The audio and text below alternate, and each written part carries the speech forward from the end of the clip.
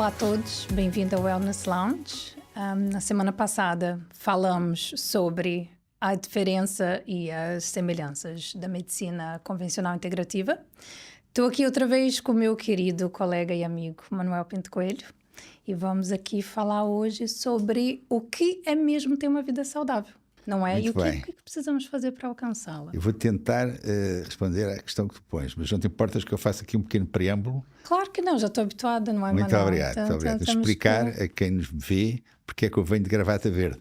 É que eu sou sportinguista.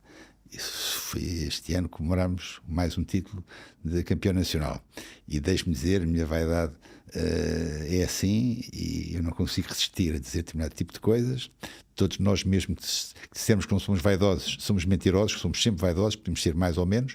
E eu tenho grande vaidade em ter sido médico campeão nacional no Sporting, em 1981-82, quando o Sporting fez a primeira tripleta, campeonato Supertaça e Taça, era o médico da equipa.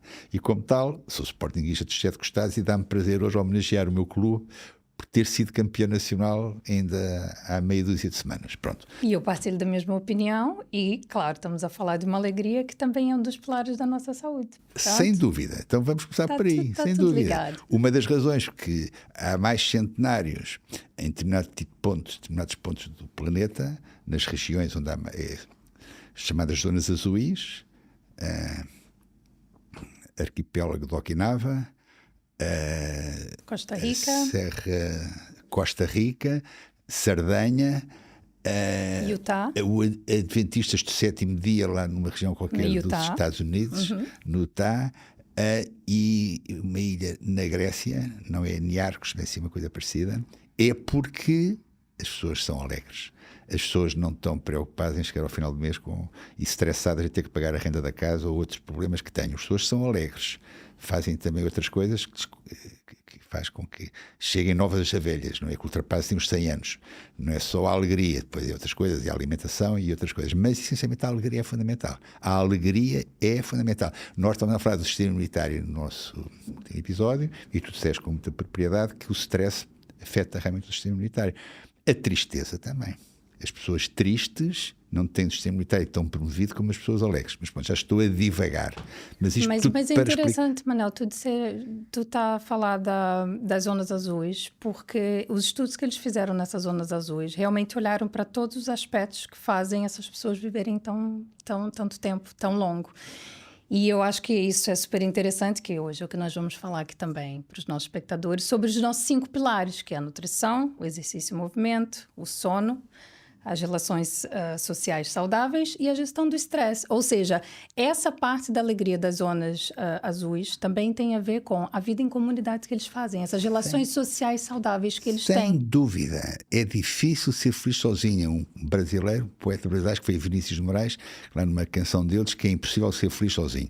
Eu não vou dizer que seja impossível ser feliz sozinho, mas é mais difícil. Mas nós somos animais gregários. Estamos habituados a viver em comunidade e uma das coisas que nessas zonas azuis fazem é viver em comunidade. Sabes porque é que se chama zonas azuis? Que eles marcaram com a caneta azul. Porque marcaram com a caneta azul. Até isso tu sabes que não te ensino nada, já percebi.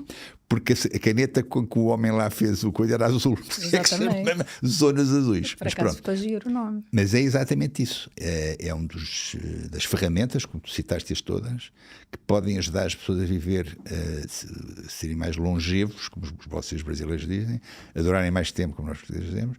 É exatamente viverem sem grande stress, não diria, mas portanto ter instrumentos, formas de lidar com ele. Porque a ideia não é acabar com o stress. Olha, se eu não estivesse um bocadinho estressado, não estava aqui a falar preço uma torneira sem me calar.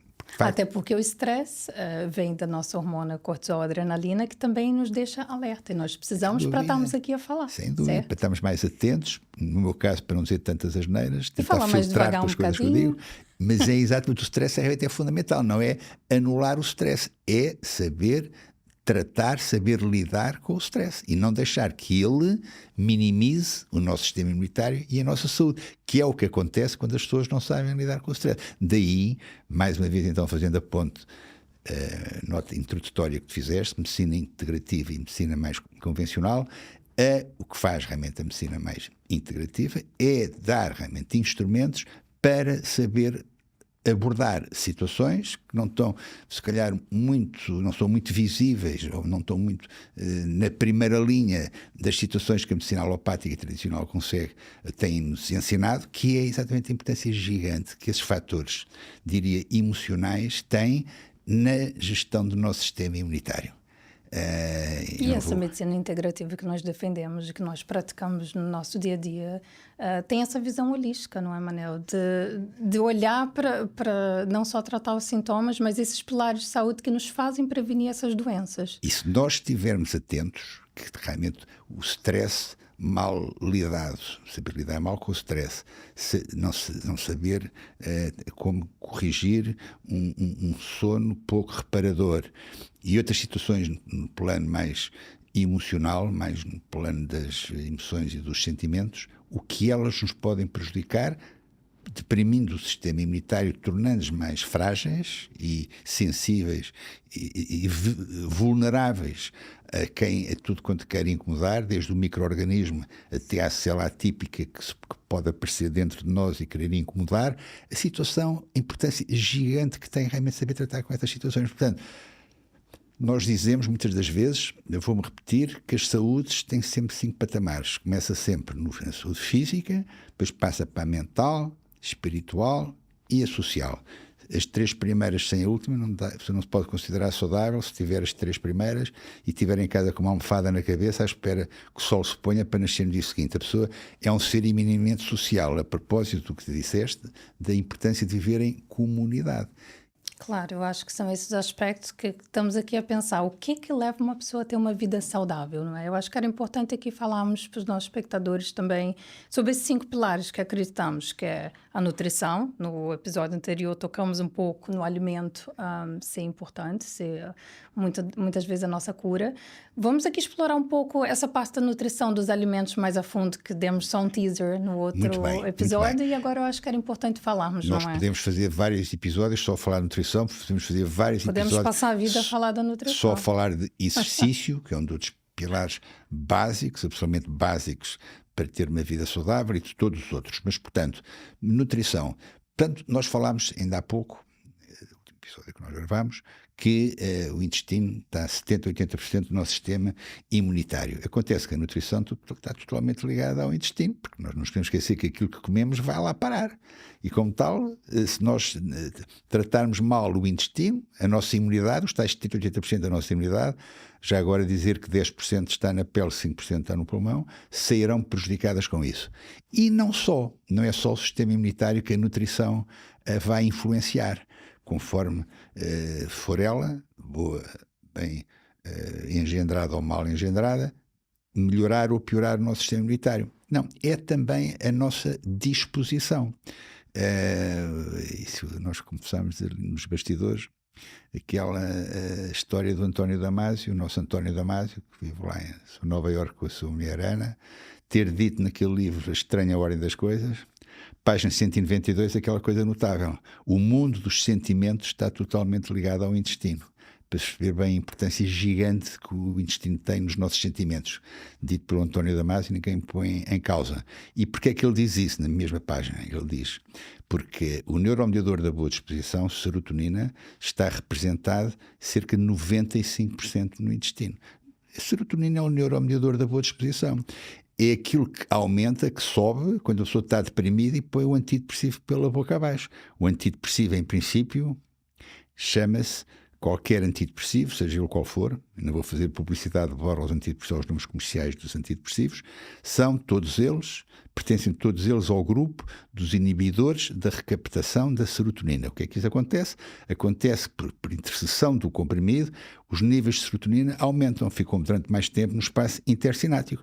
E, como tal, a serotonina neuromediadora da boa disposição, mais serotonina, à custa do comprimido, a pessoa episodicamente dá um jeito na sua melancolia, na sua tristeza. Só que, como a Mário chama a atenção, essa dita página, do Chegar no Velho, no Estranha Ordem das Coisas, 95% desse neuromediador está no intestino. Portanto, se a pessoa se tratar bem o intestino, a propósito de nutrição, para não estar sempre encaixado no sistema imunitário. Temos que falar da alimentação. Eu acho que as pessoas precisam saber pessoas tiverem... por que Por que precisamos de uma alimentação saudável? Não? Eu acho que é importante. Quanto mais não seja, além de ter um sistema imunitário melhor equipado, anda mais feliz, anda mais bem disposta. Porque é que as pessoas que têm um sistema imunitário, que têm cuidado com aquilo que comem, que ligam àquilo de uma forma mais conhecedora ou não, ligam ao dos principais ensinamentos do pai da medicina, do Hipócrates, que dizia que primo non nocere, primeiro não fazer o dano. Aquelas pessoas que, mesmo sem ter o saber teórico, sabem que nossos corpos, nossos organismos, têm resistência limitada aos insultos que recebem.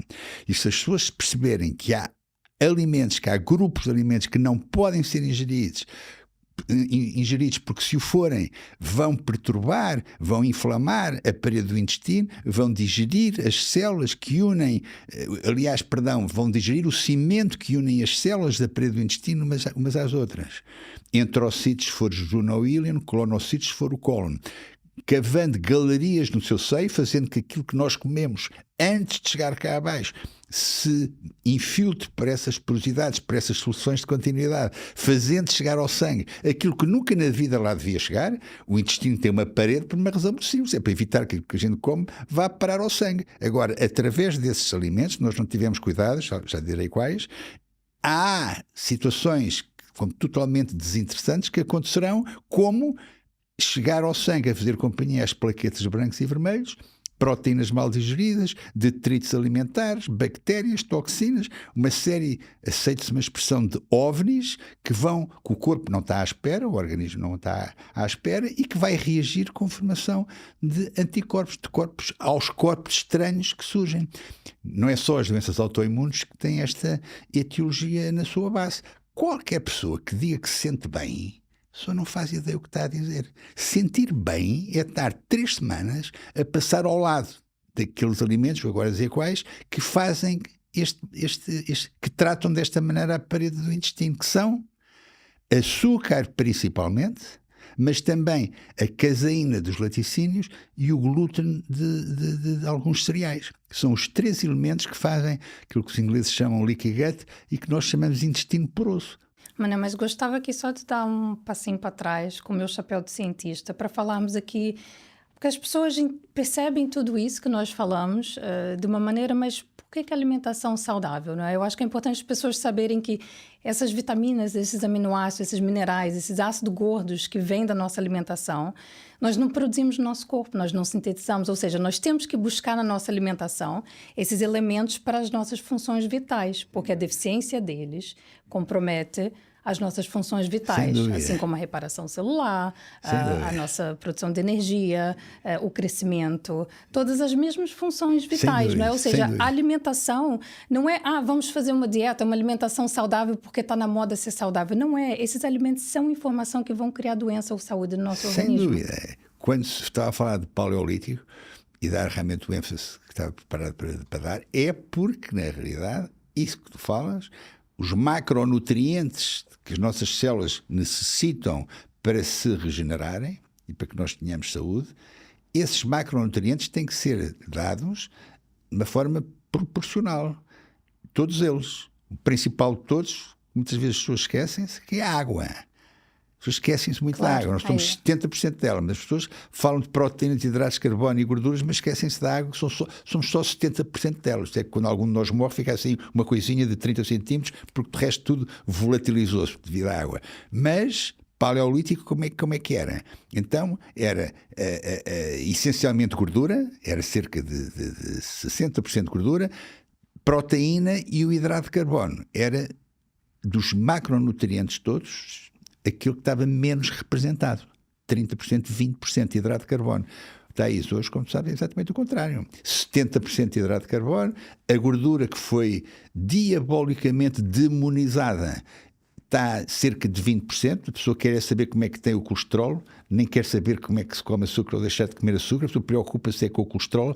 Imagina bem o trabalho que nós temos aqui no nosso podcast para dizer às pessoas que não é bem assim, Temos uma grande oportunidade.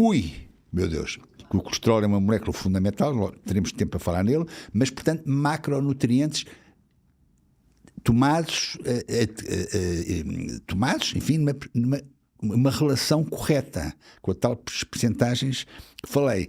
paleolítico era facílimo, as gorduras estavam privilegiadas, os hidratos de carbono era de facto uma ínfima proporção do alimento que as pessoas consumiam. O que é que acontecia? Em que é que se resumia tudo isto? As pessoas eram menos doentes, adoeciam muito menos. Os registros que há dizem que havia muito menos doenças autoimunes, havia muito menos cancros, havia muito menos doenças neurodegenerativas naquele tempo do que agora. De facto, houve uma inversão total da percentagem dos nossos macronutrientes, como eu disse e repito, com os hidratos de carbono a terem realmente uma representatividade totalmente abjeta e que tanto nos tem prejudicado. Essa proporção dos macronutrientes é fundamental que seja transmitida. Por exemplo, porque é que nós comemos? Porque é que nós bebemos? Para energizar a casa das máquinas das células. Há quem chame também central elétrica das células, que são as mitocôndrias.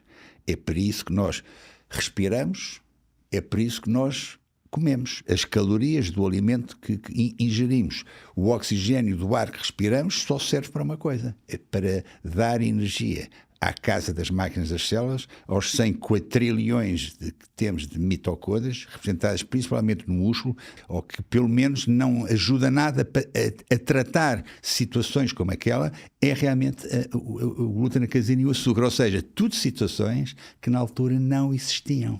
E por isso é que estamos à vontade para dizer que havia muito menos doenças naquela altura do que há hoje.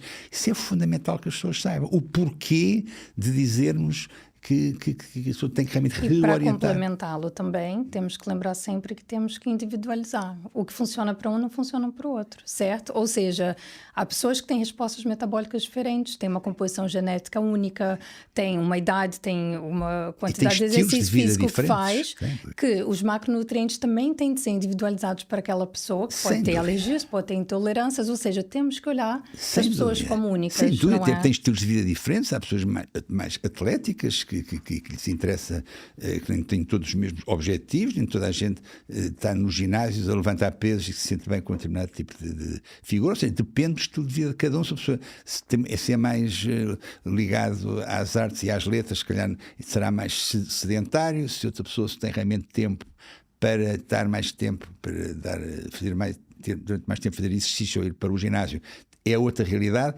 Como dizem muito bem, temos que personalizar. Aqui não há chapa 3, tudo a mesma coisa para qualquer. Mas eu acho que sabe uma coisa, Manel, se eu tivesse que dizer aqui aos nossos espectadores uma dica de alimentação que pode ser generalizada, não é? É buscarmos comer, pelo menos ingerir 5 a 7 porções de vegetais por dia. Ou seja, uma porção do nosso vegetal, mais ou menos do tamanho da nossa mão fechada, não é? Variar as cores e tentar atingir esse objetivo de 5 a 7 vegetais por dia. Por quê? Porque essas cores e essas fibras que temos nos vegetais têm funções importantíssimas no nosso organismo, não é? Por exemplo, temos os alimentos laranjas, que nos ajudam na parte da nossa imunidade.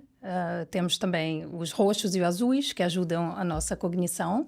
Ou seja, todas essas cores, estou aqui a dar um exemplo, mas essas cores, a clorofila, que vem dos verdes, que ajuda a desintoxicação, as pessoas pensarem que há um propósito da natureza ter essas cores. E não só isso, temos que ter essa quantidade adequada, porque hoje estamos inundados com hidratos de carbono, comidas processadas, tudo muito fácil, tudo muito, um paladar muito apurado, que procuramos aquilo, não é? Tu, de uma forma não voluntária, acabaste por fazer a apologia do regime paleolítico. Na altura do paleolítico, há 10 mil anos para trás, só havia alimentos coloridos, não havia brancos.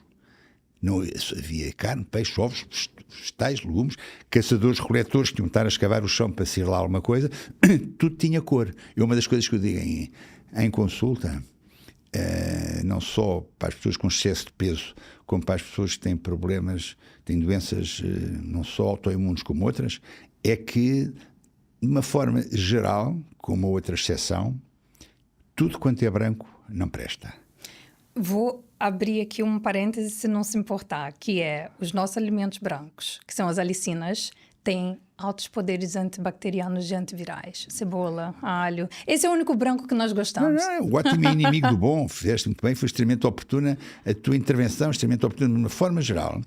ou por terem um índice glicémico elevado, caso do arroz e da batata, mas não tendo glúten, ou por ter glúten, embora com um índice glicémico mais baixo, como é o caso do pão e das massas, o que é branco não regozija tantas mitocôndrias, para ser coerente com o que disse ainda há pouco, ter presente que a agricultura hoje é uma agricultura intensiva, que sobre o solo, os solos são reimplantados 30 vezes. Uma batata, um tomate hoje, uma couve hoje não tem nada a ver com o sabor que tinha há 40 anos atrás, porque há 40 anos atrás não tinha sido aquele metro quadrado de terreno, não tinha sido plantado 300 vezes como acontece hoje, com a agricultura intensiva. Portanto, para dizer que hoje o alimento, por muito bem esgalhadinho que seja, mesmo que nos livros digam que a batata, que o termoço tem, que o brócolis tem isto, que a couve tem aquele outro, que o legume, seja qual for, tem isto, há que perceber que na verdade pode não ter devido a essa agricultura intensiva. E então onde é que eu estou a querer chegar? Fundamental a suplementação nutricional para preencher os déficits que a agricultura intensiva que se pratica hoje acaba por induzir, por provocar no alimento, por muito bom nome que tenha, pode não ser aquilo que a pessoa imagina que é. E temos muitos episódios a vir por aí para falar da suplementação. Precisamos para aí de 3 episódios só para falar de suplementação. Mas eu queria só aproveitar aqui que estamos a falar da glicemia, da sensibilidade à insulina, para falarmos aqui do nosso segundo pilar, que é o exercício físico, a movimentação do corpo humano que precisamos, que temos muitos estudos que comprovam que o exercício físico ajuda essa sensibilidade à insulina. Portanto, como segundo pilar aqui da nossa saúde para termos uma vida saudável, o porquê da importância de fazermos exercício físico e movimentar. Tu fazes lindamente em pôr essa questão, mas antes de ir ao exercício físico, dizer uma coisa que tu falaste e que nós estávamos a esquecer, porque foi assim que acabámos o outro episódio. Nós acabámos o outro episódio a falar da resistência à insulina e da diabetes e dissemos no episódio seguinte que iríamos concluir aquilo que tínhamos iniciado. E é fundamental dizer que hoje pode-se prevenir a diabetes, pode-se prevenir ir à pré-diabetes, se soubermos estar atentos aos sinais que o órgão que produz insulina, que é, como sabe, a hormona lançada pelo pâncreas na corrente sanguínea para ir buscar o açúcar que lá está e transportá-lo para dentro das células, há sinais que o pâncreas lança, se me permites, antes de ir ao exercício falar nisto, para concluirmos o assunto com que acabamos o nosso episódio anterior, há sinais que o pâncreas lança que avisam a pessoa que o pâncreas já não está a conseguir dar conta do recado, que está cansado, que é areia demais para a sua caminhoneta. E esses sinais, se forem atendidos, nós conseguimos corrigir indícios de uma resistência à insulina superior à que seria desejável. Como esse sinal é um sinal que se consegue aferir através de uma análise chamada HOMA, H-O-M-A, IR, Insulin Resistance. Se essa análise estiver para baixo de 1,95, a pessoa não tem resistência à insulina. Se estiver para cima de 1,95, a pessoa tem resistência à insulina. O HOMA quer dizer insulina em jejum vezes o açúcar em jejum dividido por 405. Se nós estivermos atentos a essa análise, com o acordo do médico assistente, sabermos pedir na altura própria, conseguimos perceber quando é que o pâncreas está a sinalizar a sua dificuldade. Eu acho que é importante falarmos do exercício físico nessa questão dos diabetes. Por quê? Porque os músculos, quando estão em movimento, o que eles fazem? Eles fazem essa captação da glicose para obter energia. E com isso, reduz o açúcar no sangue e ajuda essa insulina não ser tão solicitada e equilibrar essa nossa glicemia no sangue. Sem dúvida nenhuma. Disseste de uma maneira mais correta e mais assertiva do que eu vou dizer agora. No fundo, o que faz é aumentar a sensibilidade à insulina. Ou, dito por outras palavras, diminuir a resistência à insulina. É o que o exercício físico faz.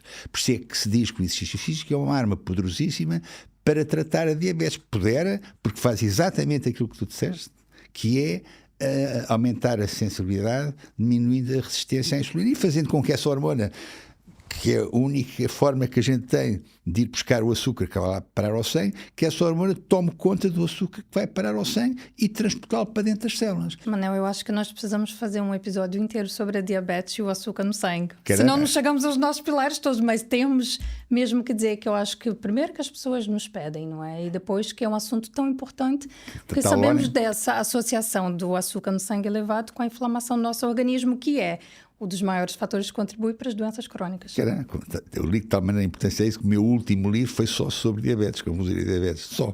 Imagina bem escrever um livro só para falar nisso. Isso é mesmo um sinal que temos que fazer um episódio só sobre isso. Mas aqui, a voltar ao exercício físico, que também nos ajuda a nossa corrente sanguínea, não é? A nossa circulação sanguínea, o nosso sistema linfático, a saúde óssea, o exercício físico é importante, mas o que é importante, eu acho que as pessoas saberem também é que cada um tem sua capacidade física, tem uma idade, tem, questões de saúde que tem de se respeitar. O que é importante as pessoas saberem? Não é sair daqui para um ginásio fazer musculação. É começar de onde puder, é não procurar a perfeição e não só isso, é movimentar o corpo, o nosso corpo. Nós somos animais que foram feitos para movimentar. Sem dúvida. Na altura do Paleolítico, quando eu disse que havia muito menos doenças, algo que contribuía largo para a diminuição do número de doenças comparando com as que há agora, é, na realidade, a roda não ter sido inventada ainda e ninguém andar de rabo tremido para um lado e para o outro, andava tudo a pé. E era daquilo que mais favorecia, diria, a sensibilidade à insulina e a diminuição da resistência à insulina, porque o exercício fazia com que as pessoas, com que, de facto, a insulina, com que o pâncreas não tivesse ter tanto trabalho a pôr insulina na corrente sanguínea para buscar lá o açúcar. Isso é absolutamente notável. Regra número 1 do exercício, eu gosto de dizer. Prazer. Temos que fazer aquilo que gostamos também, não é? Primeiro que tudo, fazer aquilo que gostamos. Depois, se conseguirmos fazer algum aperfeiçoamento técnico com a informação que recebemos, ainda melhor. Mas se nós fizermos algo muito indicadinho pelo profissional de saúde, por ti, por mim e por qualquer outro profissional de saúde, e a pessoa achar um frete todo também fazer aquilo, é uma questão de dias deixar de fazer. É uma questão de dias. Então... Agora, se propusermos algo que tenha a ver com o gosto da pessoa, mesmo que não seja o ideal para a situação que a pessoa realmente tem, se a pessoa fizer com prazer, temos a garantia, pode demorar mais tempo a atingir o objetivo, mas temos a garantia que a pessoa o faz durante mais tempo, porque não se importa tanto. Eu dizer, ter prazer é uma força de expressão. É difícil ter prazer por uma coisa que nos obriga a sair da casa e levantar o rabinho da cama ou da cadeira, ou coisa que vai. É difícil. Mas, se fizermos algo da forma mais prazerosa possível, ou menos dificuldade, é a primeira regra. Depois o resto vem mais. Falaste em não é só o exercício, fazer aquelas coisas todas à insulina, melhorar a sensibilidade e diminuir a resistência. Não é só o perigo que o exercício lá vai. Como disseste muito bem, a saúde cardiovascular, caramba, o exercício é vasodilatador, porque chegando mais oxigênio, chegando mais sangue à periferia, as artérias têm que se dilatar, diminui a vasoconstrição e, logicamente, a tensão arterial desce, a pressão arterial desce. Então, o médico está a mandar fazer exercício, uma pessoa que tem a tensão arterial elevada, calma aí, vamos fazer exercício com calma, de uma forma orientada, mas fizer de uma forma tranquila. Start low and go slow, começar com doses baixinhas de exercício, subir gradualmente, ou seja, de acordo com o gosto da pessoa, com a supervisão do profissional de saúde. Há muitos casos de hipertensão arterial. Eu não estou a dizer que normalizam totalmente, mas não que minimizam. Não é cura, mas tem uma causa e efeito da diminuição da tensão arterial através do exercício físico. É uma droga miraculosa. Fora as endorfinas, não é? Que nem falamos delas, nem temos tempo para falar. Olha, vem aí mais outro episódio sobre as endorfinas. Mas uma coisa que eu gostava aqui de dizer às pessoas é que não sabem, mas que eu sei, que tu acordas às 4:30 da manhã. E tu faz exercício físico todos os dias, ou seja, esse homem, ele faz o que ele fala. O que ele fala nas consultas para os pacientes fazerem, ele também faz. Portanto, 4:30 da manhã. Eu sei que nós partilhamos esse gosto pelo exercício físico. Nós somos morning people, nós falamos de manhã. Até isso 4:30 da manhã estamos aqui. Até isso falas 4:30 da manhã como se fosse um grande herói. Não sou, porquê? Vou para 4:30 da manhã porque tenho 2 filhos em casa, 5 e 7 anos, às 8 horas habitualmente. Mas tem a consistência da rotina do exercício físico. É por aí que eu quero puxar. E, para dizer, eu tenho 76 anos, daqui a um mês tenho 76 anos. E como tal já não preciso dormir muito. Thaís, eu com 7 horinhas de sono, chega e sobra. Estou dormindo a sexta, como eu durmo todos os dias, então são 8 ou 9. Chega e sobra. E eu deitando mais 8, acordo às 4:30. Portanto, habitualmente nessa hora. E cada pessoa tem os seus padrões. Há pessoas que não conseguem fazer exercício de manhã, só conseguem fazê-lo no final do dia. De manhã ou no final do dia é importante que faça exercício diariamente. Que não se faça um dia, eu por acaso no meu caso pessoal não faço ao domingo, mas que não se faça um dia, vá que não vá. Agora, o exercício... Mas é movimentar o corpo todos os dias. Vital.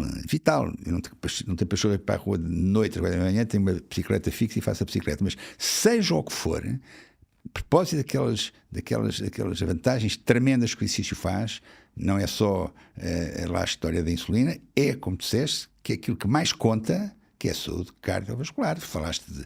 Manel, aproveito aqui então para ter essa abertura aqui, que pronto, acorda às 4:30 da manhã, por várias razões, mas faz o exercício físico, mas a questão do sono, que é, vamos aqui falar o nosso terceiro pilar da saúde, a importância da qualidade do sono, da higiene do sono para termos uma vida saudável. Tá, isso. Quando me perguntam qual é o principal suplemento, eu digo sempre a mesma coisa, o principal suplemento é um sono reparador.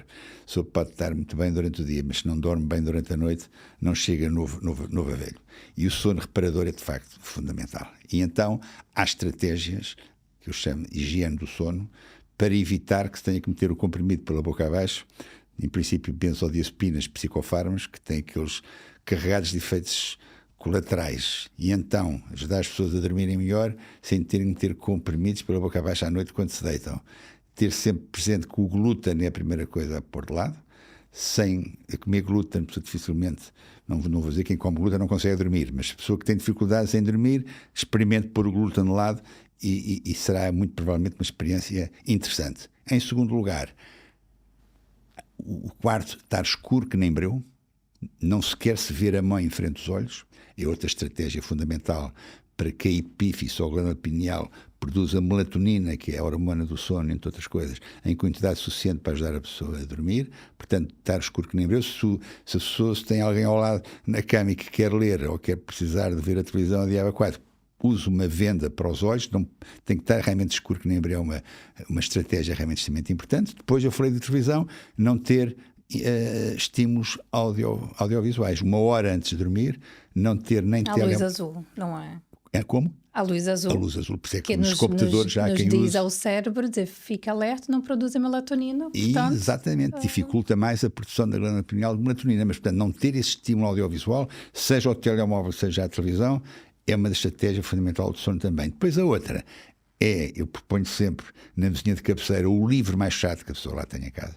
A pessoa tem que sempre ter presente que há 2 estratégias fundamentais. Nada que ative emoções fortes à noite. Leitura e música. Fundamental. Põe aquela música zen que eu de vez em quando lá no ambiente de consulta uso, aquela música que há 30.000, cada uma mais extraordinária que a outra, que só de ouvir ao fim de 2 ou 3 minutos a pessoa já está a captar. E a leitura não pode ser um livro muito interessante, senão aí a pessoa não estimula nada a indução de sono. Mas um livro chato que a pessoa lá tenha em casa, daqueles livros densos para caramba, que a pessoa não consegue entender nada do que está a ler, ao fim da 2ª página a pessoa, pumba, captou sem dar por isso. Depois, hidratos de carbono não a partir das 7 da tarde e barriga vazia 3 horas antes de deitar. Não é a pessoa comer um bife com batatas fritas e depois ir para a cama e depois querer dormir. Assim é realmente difícil. Mas aqui, a pensar que estávamos a falar do ritmo circadiano, não é? No sono produzimos a melatonina e durante o dia produzimos o cortisol. Eu gostava de aproveitar para falarmos um pouco dessa hormona, do estresse, para falarmos aqui da gestão do estresse como um dos pilares da saúde, para termos uma vida saudável como o 4º pilar. Muito bem. A pessoa dorme porque o cortisol desce e a melatonina sobe. A melatonina é produzida pela glândula pineal, há quem chama também epífise, essencialmente entre as 10 da noite e as 2 da manhã. Por aí. Portanto, o cortisol desce, cortisol é a hormona das glândulas adrenais, antes chamava-se cápsulas suprarrenais, agora chama-se glândulas adrenais. Portanto, o cortisol está abaixo, a melatonina tem o seu pico de produção, a pessoa dorme. De manhã, a melatonina, entretanto, vai abaixo, os níveis de melatonina são menores e os níveis de cortisol produzidos pelas glândulas adrenais estão no pico, portanto a pessoa acorda. Portanto, o cortisol é de facto fundamental. Sem essa hormona, nos seus níveis, ninguém andava vivo. Mas ela também é mais crónica, é aí que temos que falamos muito bem. O cortisol, mais do que a conta, é um desastre. Perturba entre N coisas, a tal dita produção da insulina por parte do pâncreas. As pessoas com o cortisol elevado, as pessoas que vivem em stress, que têm dificuldade em gerir as suas vidas pessoais e profissionais e que sejam diabéticas, têm mais dificuldade em que o seu pâncreas produz a insulina que as pessoas necessitam, porque o cortisol influi de que maneira na produção de insulina, entre outras situações, que o cortisol não ajuda nada. Nada em excesso, nada mais, nada menos, não é? Procuramos equilíbrio. E qual? Ou seja, sabemos que essa gestão do estresse é importante como um dos pilares para termos uma vida saudável, não é? Sabe que uma das coisas que eu falo nas consultas com meus pacientes é sobre a respiração, porque a respiração é um sinal que nos dá ao cérebro que podemos acalmar, que está tudo bem, ou seja, a respiração diafragmática, principalmente, que temos muitas evidências científicas de serem muito benéficas o nosso equilíbrio do cortisol. Pronto, é aquilo respirar pelos abdômenes, não é? É uma respiração abdominal, não pelos tórax, fazer uma respiração profunda. Fazer com que o diafragma tenha a sua principal ação. Exatamente. Estamos a dizer o nosso cérebro está tudo bem. E se o fizer, isso então, também é uma das ferramentas que nos ajuda a fazer a gestão do estresse. Fundamental, porque eu acho dizer, se a pessoa então tiver ainda por cima o bom senso de inspirar pelo nariz, fazendo com que os cílios, portanto, com que os pelos lá das narinas e os que acompanham toda a nariz, faringe, traqueia, brônquios, fazendo com que esses cílios executem a sua função e que transmitam e que façam uma espécie de filtragem das impurezas que eventualmente possam surgir com o ar inspirado, ainda melhor. De dizer que se deve inspirar pelo nariz e expirar de qualquer maneira pela boca, pelo nariz ou por onde quer que seja. Mas a inspiração pelo nariz é fundamental. Explicar a uma pessoa logo desde cedo, logo desde miúdos, que a pessoa só ganha realmente em fazer uma inspiração pelo nariz é extremamente importante também. Pois é. E falando em pessoas, não é? O nosso quinto pilar aqui da saúde, que é as relações sociais saudáveis, que falamos já, que viver em comunidade é tão importante, não é? Eu acho que se nós conseguimos pensar em trabalhar nesses 5 pilares da saúde, que vamos elaborar mais em próximos episódios, mas pensamos, estão aqui os pilares, não vamos buscar só tratar sintomas, vamos tentar que esses 5 pilares estejam equilibrados e vamos ver que muitas vezes 80% dos problemas já não estão. De tal maneira importante isso que tu dizes. Sabes, quando falam em solidão, eu tenho sempre a ideia, estruturada nestes anos de prática clínica, 52, não são 52 dias, são 52 anos, que solidão, só existe a solidão social. Se a pessoa que atravessa estados de espírito menos interessantes como esse, de sentir solitária, sozinha, melancólica, deprimida. Se entender que solidão só há solidão social, ou seja, se entender que uma forma, que um instrumento que tem poderoso de resolver o seu estado de espírito é ajudar o próximo, é interessar-se por qualquer obra que possa beneficiar terceiros, o prazer que a pessoa sentirá de ver o seu semelhante feliz por sua intercessão, está isso. Não duvides, eu sei que tu não duvidas, que não vou dizer que a pessoa se vai passar a sentir como se tivesse sido a sorte grande na véspera, mas tem ali uma ferramenta muito interessante para limar, para minimizar esse seu sentimento tão pouco simpático que é o da solidão, da pessoa sentir sozinha. Única solidão é a solidão social. A pessoa está sozinha, muito bem, abre os olhos, relativiza a sua situação, entenda que não é só o homem que está na fronteira à espera que o deixem entrar lá no país que ele escolheu para ir viver, que tem vidas mais pesarosas, mais tristes do que ela, relativize a sua condição e ajude. É em instituições que não faltam aí, instituições que ajudam pessoas, que ajudam animais. O sentir-se útil, o sentir que faz parte, como disseste muito bem, de uma comunidade, e sentir fazer parte da comunidade é interagir com os seus pares. Se a pessoa tiver isto presente, não se vai sentir tão sozinha. A pessoa, pela promoção desses neuromediadores, pode sentir mais promovida e sentir-se diferente e não tão triste e não tão ansiosa, e isso pode servir como base para depois todo o trabalho intelectual e psicológico e mental e espiritual, não esquecer, que a pessoa pode e deve fazer em ordem a ultrapassar esses estados de espírito que toda a gente os atravessa.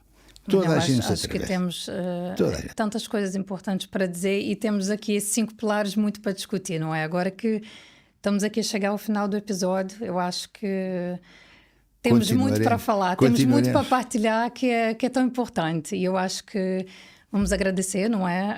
Às pessoas que estão a nos ver. Obrigada pela atenção que nos estão a dar.